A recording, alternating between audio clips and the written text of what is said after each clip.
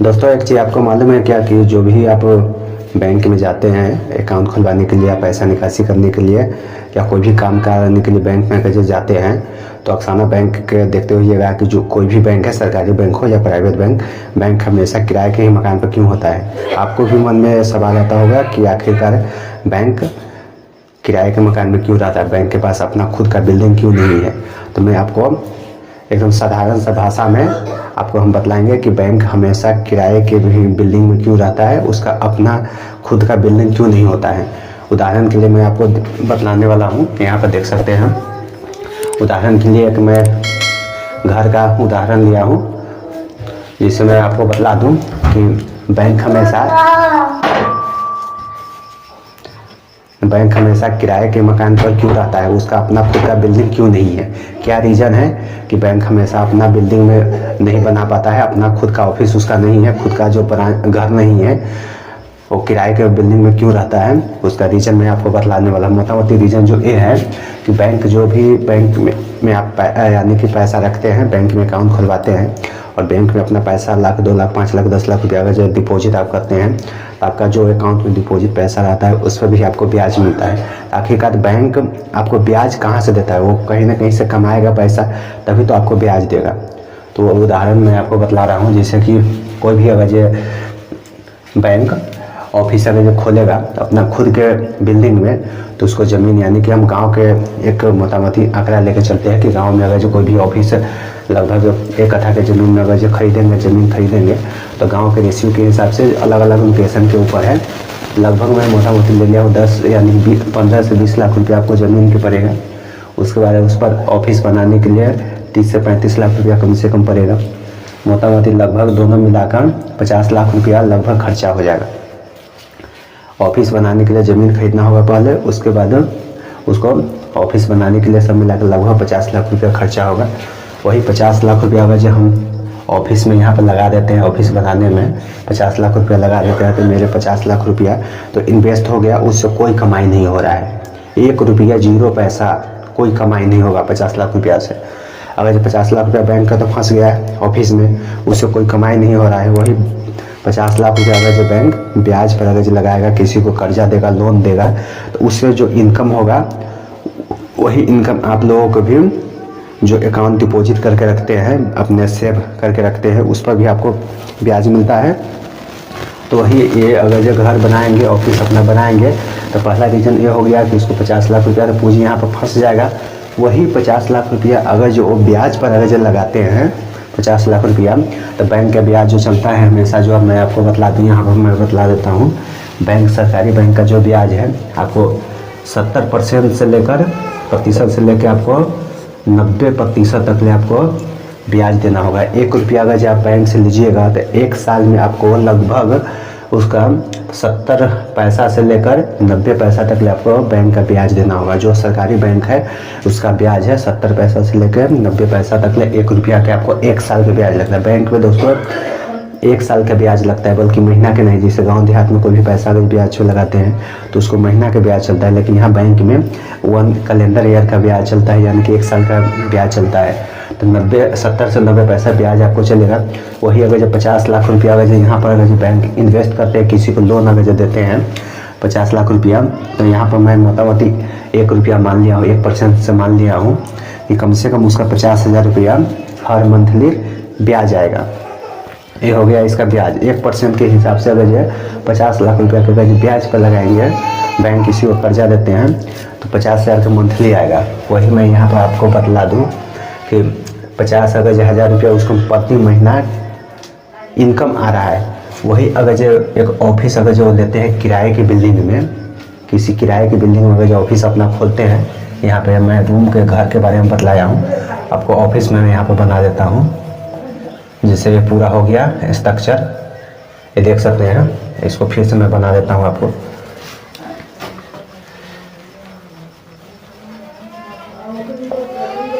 अगर जो मैं उदाहरण के लिए मैं आपको बतला दूँ, ये मुझे प्लॉट है, इस प्लॉट में मुझे ये पूरा ऑफिस है, यानी कि ऑफिस, ये बैंक का पूरा ऑफिस। यहाँ पर मैं ब्रांच मुझे खोलना है, मैं किराए पे इसको ले लिया, जिसे 50 फीट लंबा है और ये 30 फीट चौड़ा है। एक मुझे ऑफिस यहाँ पर बनाना है पूरे बैंक के लिए, यानी कि बैंक के लिए मुझे ऑफिस बनाना है। तो यहाँ पर मैं ज़मीन ले लिया हूँ। इस ज़मीन को अगर लेने के लिए मुझे लगभग 15 से 20 हज़ार रुपये मुझे किराया पर मंथ मुझे पे करना होगा। अगर ये किसी का बिल्डिंग होगा तो उसको हम किराए पर भी लेंगे तो लगभग 15 से 20 हज़ार रुपये मुझे देना होगा। तो लगभग यहाँ पर मैं मान लिया हूँ किराया गांव के हिसाब से 15 से 20 हज़ार रुपये लगभग आपको पे करना होगा। वही 50 हज़ार रुपये मैं यहाँ पर इन्वेस्ट ब्याज पर जो लगाया हूँ ब्याज पर, उससे मुझे पर मंथ 50 हज़ार रुपये आ रहा है। उसको अगर लगभग मान लेते हैं 50 हज़ार का, अगर 20 हज़ार रुपये किराया मुझे पे करना होगा। किराया बिजली बिल 15 हज़ार रुपये किराया, 5 हज़ार रुपये बिजली बिल मिला के 20 हज़ार रुपये मुझे किराया देना होगा। फिर भी मुझे यहाँ 30 हज़ार रुपया पर मंथ बचता है। तो वही 30 हज़ार रुपये यहाँ पर मंथ बचता है। उसी में अगर 1-2 स्टाफ रख लेंगे, जैसे 1-2 स्टाफ रख लेंगे, बाकी बस पूरा सिस्टम ही हमको इसी पर 50 लाख रुपया अगर एक में इन्वेस्ट हम करेंगे, यहाँ पर 50 लाख रुपया अगर जब इन्वेस्ट करेंगे, उसी में हमारा रूम हो गया, यहाँ स्टाफ का खर्चा हो गया, लगभग पूरा खर्चा मेंटेन हो गया। उसके बाद अलग जो पैसा है अगर जब उसको हम ब्याज देंगे, लोन देंगे, तो उस पर मुझे ब्याज मिलेगा, उससे बैंक कमाई करता है। और दूसरा तरीका एक ये है, मैं इसको बता देता हूँ। दूसरा तरीका है दोस्तों, बैंक कहाँ से पैसा कमाता है। दूसरा जो ये होता है कि हर बैंक जो होता है मार्केट में और शेयर मार्केट में इन्वॉल्व रहता है। शेयर मार्केट में जो सब बिजी रहता है, लगा रहता है। आपका जो पैसा, जैसे आप अकाउंट यहाँ पर खुलवाए, जैसे कोई भी ब्रांच में अगर जब यहाँ पर 1000 कस्टमर अगर जो अकाउंट खुलवाया, अकाउंट खाता अगर जो यहाँ पर 1000 खुला है, 1000 अकाउंट अगर जो खुला है, उसमें अगर जो मोटा मोटी सब मिला के कोई यहाँ पर 50 हज़ार रखेगा, कोई 1 लाख रखेगा, कोई 5 लाख रखेगा। लगभग मैं यहाँ पर 1 लाख के हिसाब से मैं यहाँ पर रख लेता हूँ। तो इसको 1 लाख रुपया यहाँ पर 2.5 से 1000, 10,000, लाख, 1000 खाता है। तो कितना जीरो हो गया का? 1 2 3 4 5 6 7 8, यहाँ पर 8 को हो जाएगा। 1 2 3 4 5 6 7 8, 2.5 से 1000, 10,000, लाख, 10 लाख, करोड़, 10 करोड़। यहाँ पर 10 करोड़, 10 करोड़, 10 करोड़ लगभग जो बैंक में, यहाँ पर बैंक को पैसा जमा हो जाएगा। 10 करोड़ रुपया बैंक में जमा हो जाएगा। चाहे 1000 अकाउंट खुला हुआ है, सब अगर लाख लाख रुपया यहाँ पर रखेंगे तो 10 करोड़ रुपया बैंक में जमा हो जाएगा। उसमें अगर जो दिल्ली बैंक का जो है कस्टमर, यहाँ पर अगर 100 कस्टमर आ रहा है, 100 कस्टमर अगर जो दिल्ली कस्टमर यहाँ पर आ रहा है, और कोई कस्टमर यहाँ पर अगर 50-50 हज़ार रुपया अगर जो निकालेगा, 50-50 रुपया निकले, जैसे यहाँ पर हो गया 50 हज़ार, 2.5 से 1000, 10 से 50 हज़ार, 2 जीरो और हो गया। 2.5 से 1000, 10 से लाख, 10 लाख, 5 लाख, 2.5 से 1000, 10 से लाख, तो 50 लाख रुपया।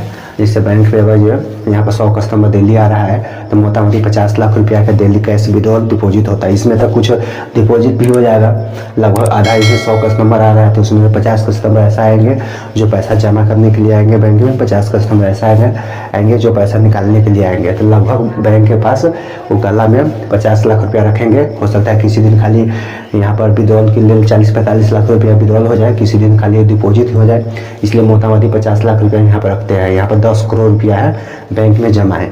तो बाकी बात लगभग यहाँ पर 9 करोड़ रुपया जो होते हैं, 9 करोड़ रुपया वो बैंक क्या करते हैं, शेयर मार्केट में इन्वॉल्व, यानी कि शेयर मार्केट में शेयर खरीद लेते हैं। और बैंक का जो स्टाफ हमेशा देखते रहते हैं कि कौन सा मार्केट है जिसमें हम पैसा लगाएंगे तो उसमें ज़्यादा हमको बेनिफिट होगा, वहाँ से पैसा कमाते हैं।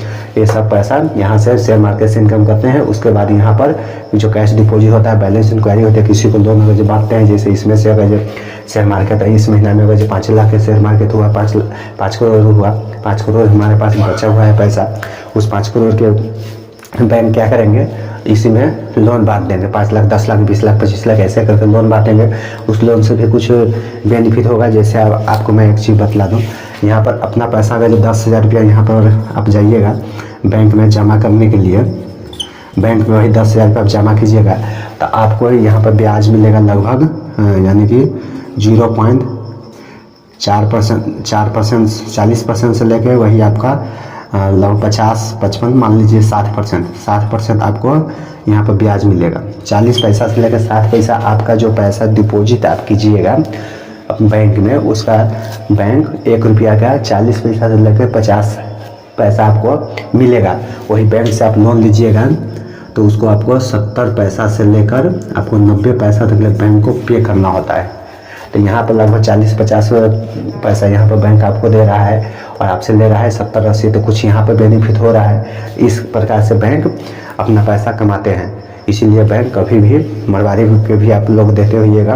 टाउन शहर में मारवाड़ी का जो भी दुकान रहता है, दुकानदारी जो बिजनेस करते हैं, वो जल्दी अपना खुद का बिल्डिंग नहीं बनाते। इसीलिए अगर बिल्डिंग अपना ज़मीन खरीदेंगे, बिल्डिंग बनाएंगे, वहाँ पे उसका पैसा फंस जाएगा, वो उससे कमा नहीं पाएंगे। वही पैसा आप किराए पर, वही पैसा बिजनेस में लगाकर और कुछ 1000, 2000, 4000 रुपया किराए पर मकान लेके वहाँ पर बिल्डिंग अपना करते हैं, उससे बेनिफिट करते हैं, पैसा से ही पैसा कमाते हैं।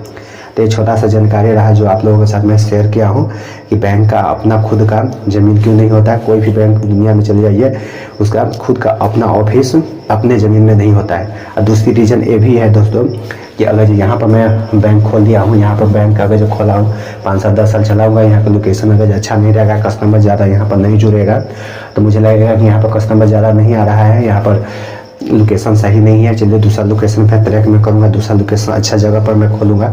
तो वहाँ से 2 साल, 4 साल, 5 साल के जैसे रूम किराए पर लिए हैं, उसका एग्रीमेंट होता है।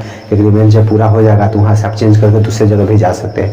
नहीं तो आप खुद का बिल्डिंग अगर बना लीजिएगा तो वहाँ से जल्दी बेच के आप जा नहीं पाइएगा। यही से 2-4 रीज़न है जिस वजह से बैंक खुद का अपना बिल्डिंग नहीं रहते, किराए के मकान पर रहते हैं। तो ये छोटा सा जानकारी आप लोगों को अच्छा लगे तो लाइक, कमेंट, सब्सक्राइब जरूर कीजिएगा। फिर मिलेंगे किसी नेक्स्ट जानकारी के साथ।